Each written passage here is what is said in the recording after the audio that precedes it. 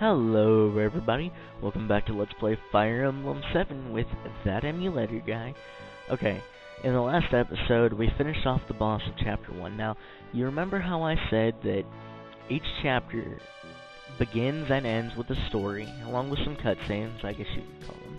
Okay, well, I've decided that since the chapters will probably end up running over the time, I will either cut it short or cut it early or late. Anyway, I will probably end up, well, this is going to be a separate video, you know.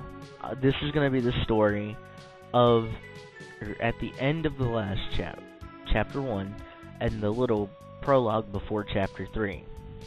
Or chapter 2, sorry. Anyway, I'll probably end up doing that a lot for a lot of the videos, or, you know, maybe try and cut the chapters half and half, or however I feel like. But for now, this whole segment's going to be its own separate video, and the fight and the prologue for chapter 1 are going to be their own separate thing. So, okay, now that that's said, let's continue. That's the last of them. Fantastic work, Jason. Oh, look at that nice little art right there. It's kind of pixely, but whatever. And now for these Knights of Lycia. You were going to share your story with me? Yes. We have ventured from Kylan in Lycia in search of someone. Oh, I skipped that text solo. Correct. We've come as messengers to the Lady Madeline, who eloped with a nomad some 19 years ago. Madeline? Our lord, the Marquis of Kylan's only daughter. He was heartbroken his own daughter would abandon him so. Eventually, the Marquis simply declared that he had no daughter. And then this year, we received a letter from Lady Madeline. It said that she, her husband, and their daughter were living happily on the Sakai Plains. The Marquis was ecstatic to learn that he had a granddaughter of 18 years. I remember the smile on his face when he announced that he'd suddenly become a grandfather. The granddaughter's name is Lindis. This was also the name of the Marquis's wife, who passed away at an early age. Lindis? That she should bear this name thawed the Marquis's heart. Now his only wish is to meet his daughter's family at least once. This is why we're here. We didn't know that Lady Madeline died a few days after sending her letter. We only learned this shortly after we arrived here in Bulgar. But we also learned all was not lost. Her daughter yet lives. We heard that she was living alone on the plains. I knew it immediately. You are the Lady Lindis. Why would you think that? Your resemblance to your departed mother is remarkable. What? Did you know my mother? I'm sorry to say I never met her directly, but I saw her portraits in Castle Kylan. To the rest of my tribe, I was always Lynn. But when I was with my parents, when it was just the three of us, I was Lindis. It's also strange. I was all alone in the world, and now I have a grandfather. Lindis. I never thought I would hear that name again. Wait. That bandit, he called me Lindis, too. What?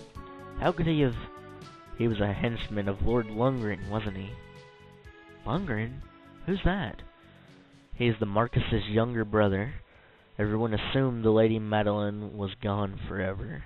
This made Lord Lundgren heir to the Marquis's title. To be blunt, milady, your existence is an obstacle to your granduncle's ambitions. But I have no interest in inheriting any title. Unfortunately, your granduncle is not the sort of man to believe that. I believe the attempts on your life will persist. What should I do? Accompany us to Kylan. Continuing on this way is dangerous. I feel I have little choice. I will go with you.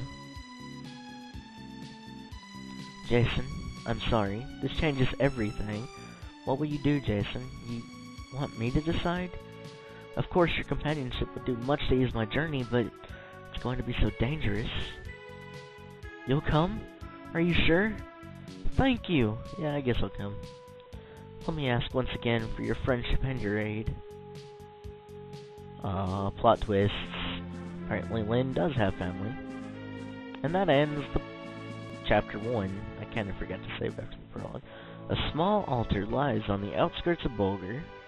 This ancient temple, sacred to the people of Sakai, has long been known for its powerful bond to the world of spirits. Before starting their journey, our travelers come here to pray for their well-being. At this altar, Lin's hand is directed to a grand inheritance. I wonder what kind of inheritance that is. So anyway, I'll give it a second. Chapter 2, Sword of Spirits. Pretty epic if you ask me.